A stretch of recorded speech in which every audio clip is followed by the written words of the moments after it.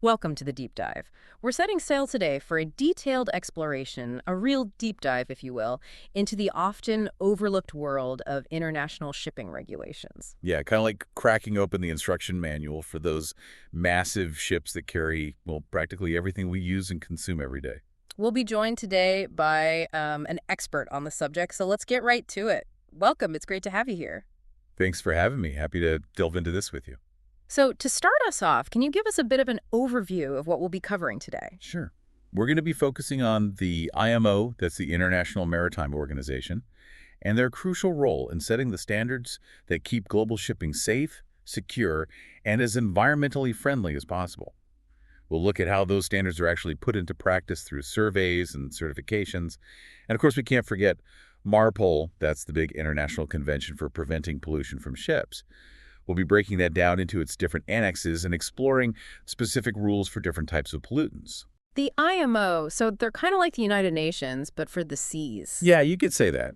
They're all about establishing a level playing field, a fair and effective regulatory framework that applies to everyone, that prevents ship owners from, cutting corners on safety or environmental protection just to save a buck. It's honestly hard to grasp the sheer scale of global shipping. It's something like 90% of global trade, right? It's mind-boggling, isn't it? Yeah. And it's by far the most efficient and cost-effective way to move those huge volumes of cargo. International shipping is the linchpin of global commerce, the engine that keeps everything running smoothly. And without these international rules and regulations, well, it would be a recipe for disaster. Exactly. And that's where the IMO comes in. Their regulations cover every stage of a ship's life, how it's designed, the materials used in its construction, the equipment on board, the number and qualifications of the crew, how it's operated, and even how it's eventually disposed of. The goal is to make sure it's safe, environmentally sound, energy efficient, and secure throughout its entire life cycle. And that's just the technical side of things. Right. The IMO also actively promotes sustainability in the maritime industry and focuses on the development of the sector as a whole. That sounds like a delicate balancing act, keeping trade flowing efficiently while also protecting the environment. It certainly is. And that's why the IMO works on so many different fronts. They push for improved energy efficiency, encourage the development and adoption of new and innovative technologies, make sure seafarers are properly trained and educated, bolster maritime security, strive to make maritime traffic management as efficient as possible, and support the development of vital infrastructure like ports and navigational aids. So, when we talk about the IMO, who are we actually talking about? How is this organization structured? Well, there are three main parts to the IMO: the Assembly, the Council, and five main committees. The Assembly is where all the member states come together. What exactly do they do when they meet? It's the highest governing body of the IMO. All the member states get together every 2 years. They approve the IMO's work program, decide on the budget and any financial matters, and one of their big jobs is electing the members of the council. And the council, what's their role? They're the executive branch of the IMO. Elected by the Assembly, they serve 2-year terms, and they're responsible for overseeing the day-to-day running of the organization, all under the Assembly's guidance, of course. And then there are those five main committees you mentioned earlier. Right. You've got the Maritime Safety Committee, or MSC, which, as you might guess, deals with all things safety related in the shipping industry. Then there's the Marine Environment Protection Committee, or MEPC. They're all about preventing pollution from ships. We've also got the Legal Committee, which takes care of all the legal issues. The Technical Cooperation Committee, which focuses on helping developing countries implement IMO regulations. And lastly, there's the Facilitation Committee. Their job is to streamline things, make the administrative side of international shipping a bit smoother. And of course, these main committees rely on the support of several subcommittees that really get into the weeds on specific technical areas. It sounds like a pretty intricate web of committees and subcommittees. Could you give us a bit more insight into what some of those subcommittees do? Sure. There's the subcommittee on the human element, training and watchkeeping. They look at, all things related to seafarers. Then you've got the subcommittee on implementation of IMO instruments. They make sure the rules are actually being put into practice. And there's the subcommittee on navigation, communications, and search and rescue. And the subcommittee on pollution prevention and response. And the subcommittee on ship design and construction. And let's not forget the subcommittee on ship systems and equipment and the subcommittee on carriage of cargoes and containers. That's quite a mouthful, isn't it? It is. It sounds like they have all the bases covered. They try to. It's interesting to note that back in 2013, they actually restructured things a bit. There used to be 9 subcommittees, so you can see they're constantly adapting and refining their approach. So who's ultimately calling the shots at the IMO? Is there a captain steering this ship, so to speak? Yes, there is. The top administrative post is the Secretary General of the IMO. Has anyone in particular had a really significant impact in that role? Oh, definitely. One person that comes to mind is C.P. Srivastava. Quite a remarkable figure, really. Before joining the IMO, he had a very distinguished career in India. He was even the first CEO of the Shipping Corporation of India. Yeah. And then in 1974, he was elected Secretary General of the IMO. Served for a remarkable 4 terms, right up until 1989. And during his time at the IMO, he really made his mark. He was instrumental in setting up some vital maritime institutions. You got the International Maritime Academy in Italy, the International Maritime Law Institute in Malta, and he even served as the first chancellor of the World Maritime University in Sweden. A true visionary. That's quite a legacy. Let's get back to those 5 main committees now. Could you tell us a bit more about what each one actually does, starting with the Maritime Safety Committee, or MSC? Right. The MSC, their main concern is, well, pretty much anything that could affect the safety of navigation and the people on board ships. They look at the rules for things like aids to navigation, things like buoys and lighthouses. They're also responsible for the standards for ship design and construction, making sure ships are built to withstand the rigors of the sea. And they set the standards for the equipment on board, everything from lifeboats to fire suppression systems. They also determine the minimum number of crew required for safe operation and what qualifications they need to have. And they're responsible for the rules that help prevent collisions at sea. Those are absolutely vital. They also oversee the safe handling of dangerous goods, establish maritime safety procedures, make sure hydrographic information, that's the stuff needed for safe navigation, is collected and shared properly, and they set the requirements for logbooks in the investigation of any marine casualties or incidents. So if there's a question about how a ship is built to handle rough seas, or how to evacuate passengers in an emergency, that would fall under the MSC's purview. Absolutely. Then you've got the Marine Environment Protection Committee, or MEPC. Their sole focus is preventing and controlling pollution from ships. They cover the full spectrum of potential pollutants: oil spills, noxious liquid substances that are carried in bulk, harmful substances transported in packaged form, sewage, garbage, even air emissions from ships. So things like preventing oil spills and reducing the carbon footprint of shipping, that's all the MEPC's domain. Exactly. Now, moving on to the legal committee. They're the ones dealing with the legal nuts and bolts of the maritime world. A lot of their work involves drafting international conventions that address liability and compensation when things go wrong at sea. Can you give us a few examples of those legal conventions? Sure. There's the 1971 Nuclear Convention, which covers liability for any incidents involving the carriage of nuclear materials by sea. Then there's the 1974 PL Convention, which deals with the carriage of passengers and their luggage. And there's the 1976 LOMC Convention, which sets limits on liability for maritime claims. And then you have the 1996 H&S Convention. That one's about liability and compensation for damage caused by hazardous and noxious substances. And finally, there's the 2001 Bunker Oil Pollution Damage Convention, which specifically deals with pollution caused by fuel oil from ships. It's like a whole legal universe unto itself. What about the other 2 committees? The Technical Cooperation Committee, their mission is to help developing countries implement IMO regulations effectively. They might provide training, offer technical assistance, or help them develop their own maritime administrations. And then there's the Facilitation Committee. They're all about making the administrative side of shipping a little less burdensome. Their aim is to simplify all the paperwork and formalities that ships have to go through in ports. So cutting through the red tape to keep global trade moving. Exactly.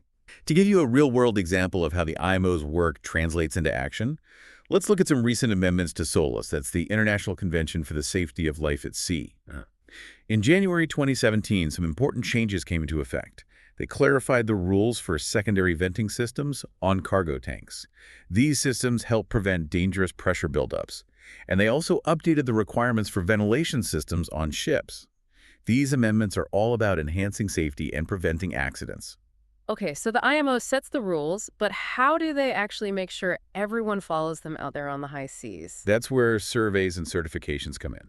SOLA, as we just mentioned, is a big international treaty, and it mandates that all the signatory states, the countries that have signed on, have to make sure that the ships flying their flag meet those minimum international safety standards for construction, equipment, and operation. So who's actually responsible for making sure those checks happen? That responsibility lies with what's called the Flag Administration. It's basically the government authority of the country where a ship is registered and whose flag it flies. They're the ones issuing those all-important safety certificates for the ships on their registry, and they have to renew them too. Plus, they have to inspect and survey those ships regularly to make sure they're still complying with the regulations. When they conduct those inspections and surveys, what exactly are they looking at? Those surveys are carried out by people specifically authorized by the Flag Administration. They're called surveyors, and they have a certain amount of authority. They can, for example, tell a ship owner to make minor repairs that need to be done. And if requested, they can even conduct inspections on behalf of other countries that are also signatories to the conventions. But most importantly, if a surveyor finds something seriously wrong, a discrepancy that could compromise the ship's safety or harm the environment, they can actually detain the ship. It can't go anywhere until those problems are fixed. And if they're not fixed, the Flag Administration can step in and withdraw the ship's certificates. That's a pretty big deal because without those certificates, the ship can't legally operate. That's a serious consequence. But given how many ships are out there crisscrossing the globe, can flag administrations really handle all those inspections themselves? They often rely on help from organizations called classification societies. These are non-governmental organizations that play a vital role in the maritime industry. They develop and maintain technical standards for the design, construction, and operation of ships and offshore structures. And flag administrations often authorize these societies to conduct surveys and even issue certain certificates on their behalf. It helps ensure those standards are being applied consistently across the board. Lloyd's of London, that name rings a bell. Are they one of these classification societies? They are. The history of classification societies is actually quite fascinating. You can trace it all the way back to the 1700s, to Edward Lloyd's Coffee House in London. It was a popular meeting spot for merchants, ship owners, and captains. In 1760, they formed the Register Society. That was the very first classification society, and it eventually became Lloyd's Register, the name we know today. So what exactly do these classification societies do these days? Their bread and butter is setting those technical standards. I mentioned the rules for how ships are built and maintained. When a new ship is being built, it's usually done under the watchful eye of a classification society. Their surveyors are right there in the shipyard from the very beginning. They check the initial designs and plans, they make sure the materials being used are up to snuff, and they monitor the construction process to make sure it's all done according to their rules and, of course, any relevant regulations. And what happens when a ship passes muster, so to speak? Once the ship is built and has successfully gone through all the inspections, the Classification Society issues a certificate of class for hull and machinery. It's basically a stamp of approval saying that the ship meets their standards. And it's important to note that they also issue statutory certificates on behalf of the flag state. And this certificate of class is kind of a big deal. It's what allows the ship to get insurance. If that certificate is no longer valid for whatever reason, well, the insurance is usually void too. So that certificate is vital for a ship to operate legally and be insured. How long is it typically good for? Usually it's valid for 5 years. But to keep it current, the ship has to undergo an annual survey conducted by the Classification Society's surveyors. These societies have surveyors all over the world, highly qualified people who conduct these inspections. And if everything is in order, they endorse the ship's class certificate, giving it the green light for another year. So it's an ongoing process, kind of like taking your car in for an annual inspection to make sure it's still roadworthy. Exactly. Except with, slightly bigger vehicles and a bit more at stake. It sounds like classification societies are a really crucial part of the whole system. Absolutely. They're the ones setting the technical rules, and they're the ones making sure those rules are being followed. They do all sorts of surveys, not just for merchant ships, but for oil platforms, offshore structures, even submarines. They check everything. The main engines, pumps, all those essential systems, anything that could affect the ship's integrity and safety. That's a huge responsibility. It is, and their surveyors are out there all over the world making sure ships and their components are built and maintained to the highest standards. Can you give us some examples of, well, the big players in the world of classification societies? Oh, sure. Some of the most well-known and respected ones include the American Bureau of Shipping, or ABS, Bureau Veritas, BV, DNV. That one's a result of a merger between Det Norske Veritas and Germanischer Lloyd. The Indian Register of Shipping, IRS. The Korean Register of Shipping, KRS. Lloyd's Register, LR, of course. And then there's Nippon Kaiji, Kyokai, NK. Registro Italiano Navale, RANA. And the Russian Maritime Register of Shipping, RMRS. quite a few, aren't there? And these are just some of the ones that are often recognized and authorized by flag administrations like the Directorate General of Shipping or DGS here in India to conduct those surveys and issue certificates. That is a lot of societies. Do they all operate completely independently of each other, or is there any kind of collaboration? A good question. Many of them actually belong to an organization called the International Association of Classification Societies, or IACS. The idea for IACS goes back to the International Load Line Convention of 1930. Back then, they already saw the need for classification societies to work together, so in 1968, 7 leading societies got together and officially formed IACS. What exactly does IACS do? Well, just a year after they were formed, in 1969, they were granted consultative status with the IMO, a big recognition of their technical expertise. And here's the thing, IACS is actually the only non-governmental organization with observer status at the IMO that can also develop and apply its own set of technical rules. That's pretty unique. To join the IACS club, societies have to go through this rigorous process. They have to comply with what's called the IACS Quality System Certification Scheme, or QSCS. It ensures that all the member organizations are operating at a high level of consistency and quality. It makes sense to have that kind of quality control given the stakes involved. How is IACS run? They have a council, with each member society represented by someone from senior management. And below the council is the General Policy Group, or GPG. That's made up of senior managers from each member, and their job is to put the council's policies, directions, and long-term plans into action. And when it comes to the technical work, well, that's mostly done by specialist working groups, which are overseen by the GPG. They have a permanent secretariat in London, and their QSCS Operations Center is in Southampton in the UK. Okay, so we've talked about statutory surveys. Those are done on behalf of the Flag Administration, right? And classification surveys, which are done by these classification societies. What's the main difference between the two? The key difference is really about the focus. Statutory surveys are all about making sure that a ship is complying with international conventions and regulations, the rules set by organizations like the IMO and adopted by the flag state. Classification surveys, on the other hand, are more about verifying that the ship is meeting the technical standards set by the classification society itself. They're checking the structural integrity of the ship, making sure its systems are in good working order, that kind of thing.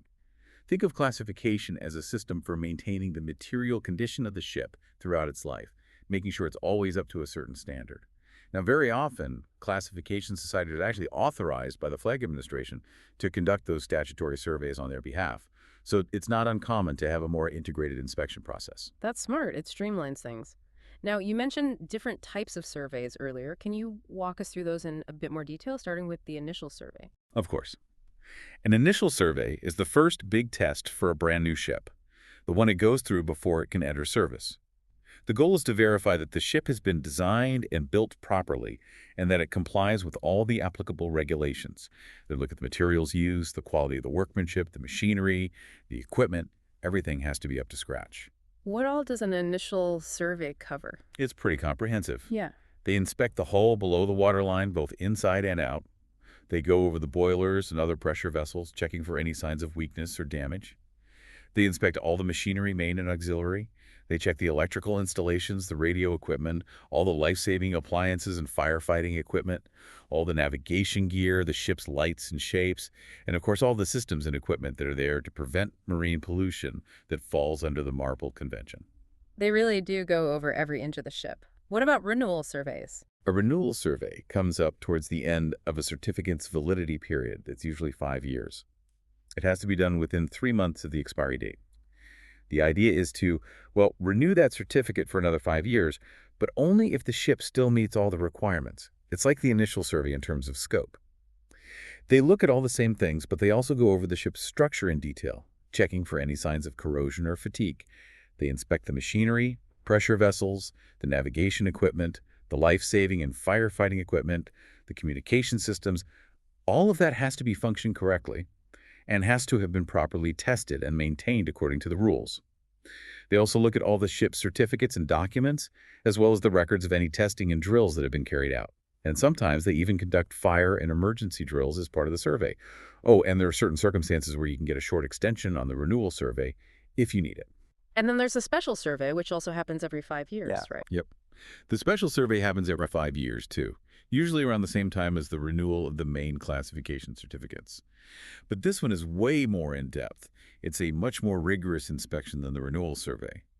And as the ship gets older, each subsequent special survey gets even tougher. They start looking at more and more of the ship's components, checking them even more closely.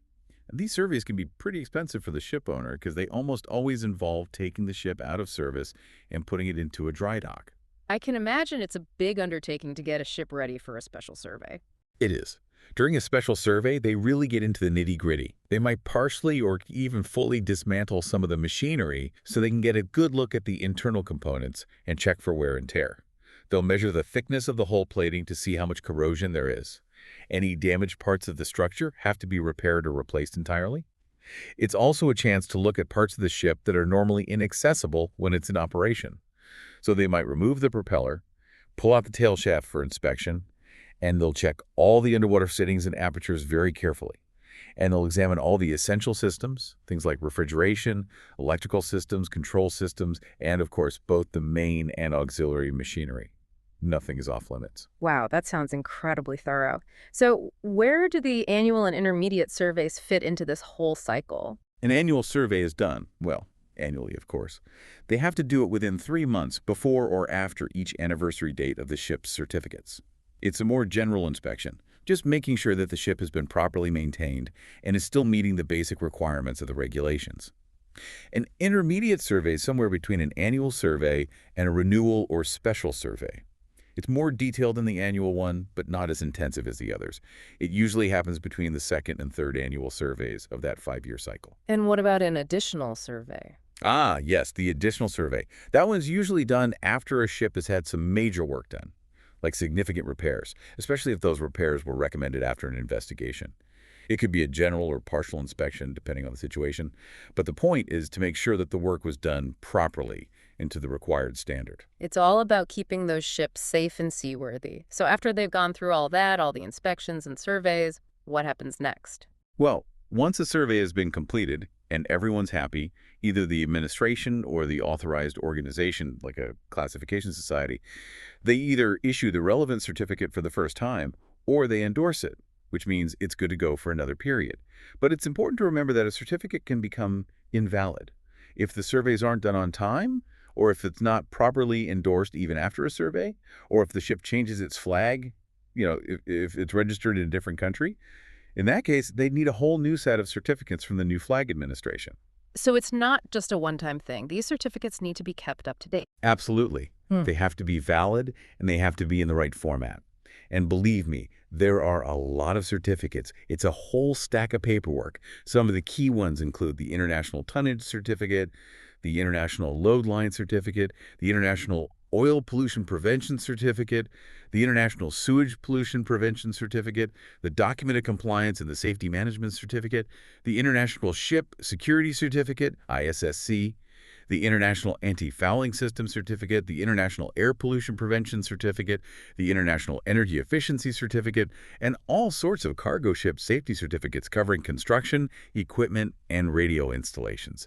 And that's just for starters. It sounds like a floating library. Pretty much. And it doesn't stop there. Passenger ships have a whole other set of safety certificates, and then there are certificates for ships involved in specific trades. It's all about making sure every ship is operating safely and responsibly. And it's not just certificates. Ships also need to carry all sorts of technical files and documentation. You've got things like the coding technical file, the one details the ship's predictive coatings, the construction drawings, the ship construction file, stability information, damage control plans and booklets, the minimum safe manning document, fire safety training manuals and fire control plans, onboard training and drills records, a fire safety operational booklet, and maintenance plans for all the critical equipment.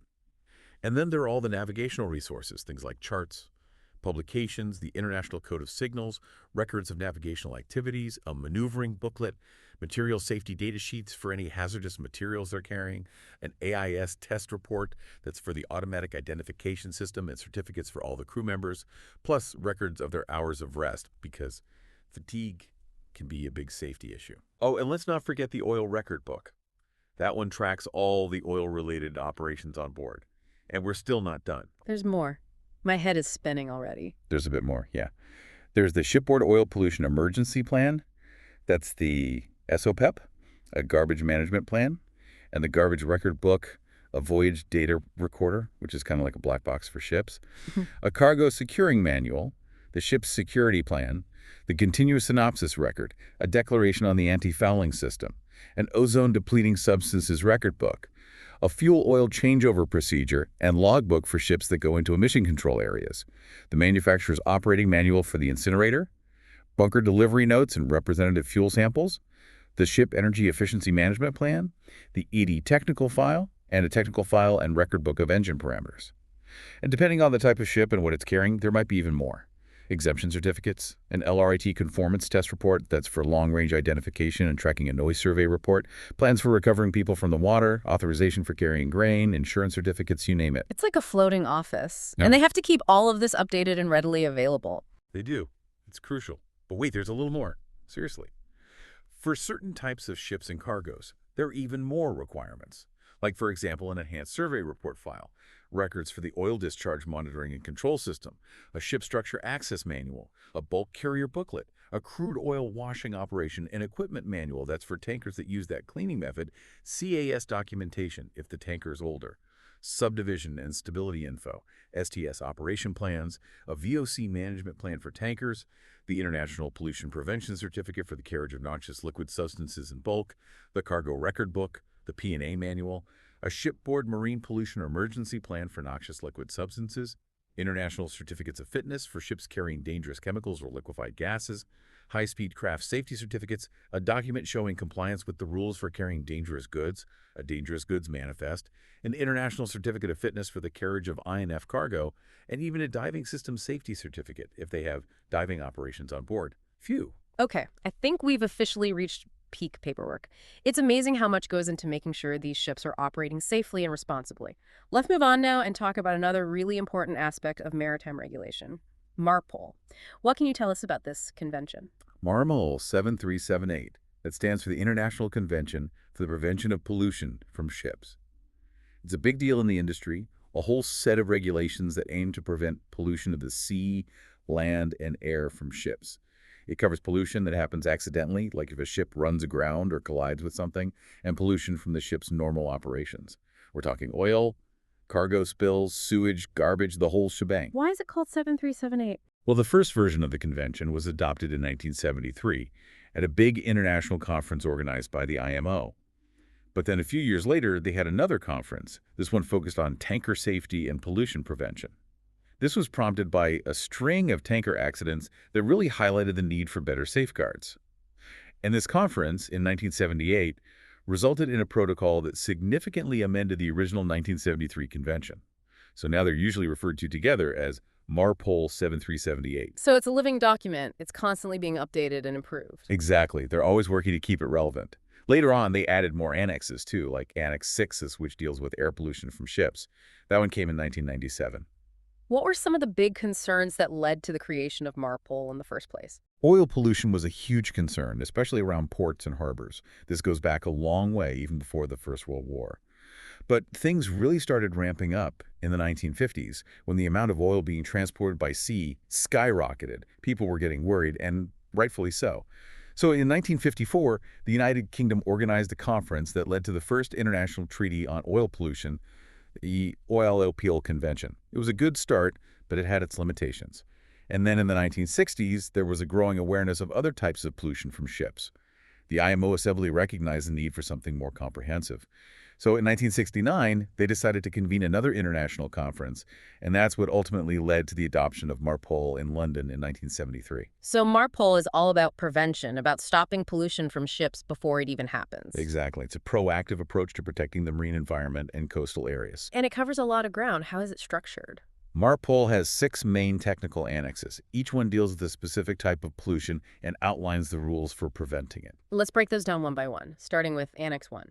Annex 1, which entered into force on October 2, 1983, is all about preventing pollution by oil. Oil spills, especially from tankers, have always been a big concern. You see those devastating images on the news, and they really highlight the need for strict controls. There have been some truly horrific incidents over the years. Sadly, yes. The grounding in the Torrey Canyon back in 1967 was a major wake-up call. It spilled a massive amount of crude oil, 38 million gallons. And then there was the Exxon Valdez disaster in 1989 in Alaska. That one spilled around 10 million gallons. And during the Persian Gulf War in 1991, there was a deliberate release of oil into the Persian Gulf, an estimated 240 to 460 million gallons. The environmental damage was unimaginable. These incidents and others like them really drove home the need for robust international regulations.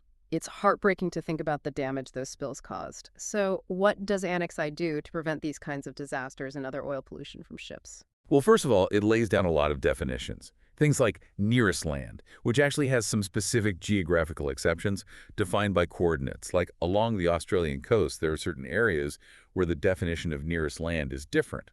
It also designates certain areas as special areas where they have even stricter rules about discharges because those areas are particularly sensitive.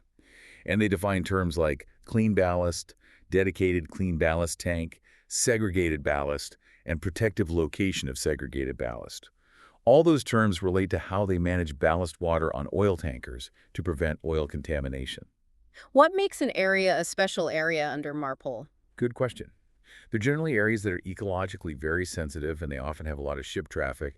Right now, the special areas include the Mediterranean Sea, the Baltic Sea, the Black Sea, the Red Sea, the Gulf area, the Gulf of Aden, the Antarctic area, Northwest European waters, the Oman area of the Arabian Sea, and the southern South African waters. In those areas, the rules for discharging oil or oily mixtures are much stricter. So, if you're sailing through one of those areas, you need to be extra careful. Absolutely. Annex I also lays out the requirements for the International Oil Pollution Prevention Certificate, or IOPPP certificate. Ships have to get this certificate to show that they comply with Annex I, and it's only issued after they've been through the necessary surveys. It's good for 5 years, and it has to be written in an official language of the country that issues it. But if that language isn't English or French, it has to include a translation in one of those languages. The IOPP certificate also has supplements Form A for ships that aren't oil tankers and Form B for oil tankers. Those give specific details about the ship, its equipment for controlling oil discharges, the capacity of the sludge tanks, the standard discharge connection, their shipboard oil pollution emergency plan, SOPEP, and any exemptions that might apply to them. It's all about making sure they have everything in order. Right. Annex I also sets requirements for the construction and equipment and the machinery spaces of all ships to prevent oil leaks and spills. And it has specific rules for how they can discharge oily residues from those spaces. And then because oil is such a big pollutant, especially from tankers, Annex I covers how.